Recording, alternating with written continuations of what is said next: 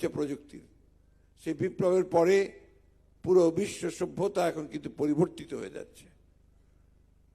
এই যে আপনাদের মোবাইল টেলিফোন, সোশ্যাল মিডিয়া, আপনাদের টুইটার, হোয়াটসঅ্যাপ, ফেসবুক সব কিছু কিন্তু গোটা সমাজকে পরিবর্তন করে দিচ্ছে, এবং এটা একটা অত্যন্ত গুরুত্বপূর্ণ ভূমিকা রাখছে রাজনীতিতে, অর্থনীতির নীতি তৈরিতে, সর্বক্ষেত্রে। এই প্রযুক্তিকে কিন্তু আমাদেরকে ধারণ করতে হবে। এই কথাগুলো আমি আপনাদেরকে এই জন্য বলছি, যেখানে যারা বসে আছেন সবাই আপনার প্রকৌশলী, হতে পারে একটা বিশেষ বিষয় আপনার প্রকৌশলী টেক্সটাইল ইঞ্জিনিয়ার্স। টেক্সটাইল ইঞ্জিনিয়ার্সের ক্ষেত্রেও আমার যেটা বক্তব্য, যে আপনারা এই দেশে এমন একটা সেক্টরে কাজ করছেন যে সেক্টরটা এই দেশের সবচেয়ে বড় অর্থনৈতিক ক্ষেত্রে তারা অবদান রাখছে। এর যে আমরা যে বৈদেশিক মুদ্রা অর্জন করি তার সিংহভাগ আসে এই সেক্টর থেকে। তো এখানে আপনাদের যে ভূমিকা, সেই ভূমিকাটাকে কখনোই খাটো করে দেখা যাবে না, এবং তার উপযুক্ততা অর্জন করতে হবে আমাদেরকে। আজকে চ্যালেঞ্জটা শুধুমাত্র এই সরকারের নয়, কারণ এটা একটা ইন্টারিম গভর্নমেন্ট। চ্যালেঞ্জ কিন্তু আপনাদের সামনে, কারণ সামনের দিকে যে সরকার আসছে সে সরকার আপনাদেরকে তৈরি করতে হবে।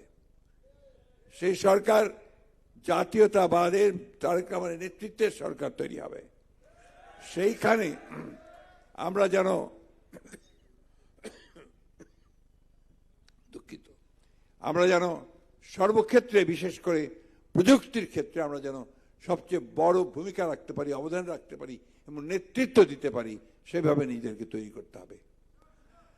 একটা অত্যন্ত কঠিন সময় পার করছি আমরা।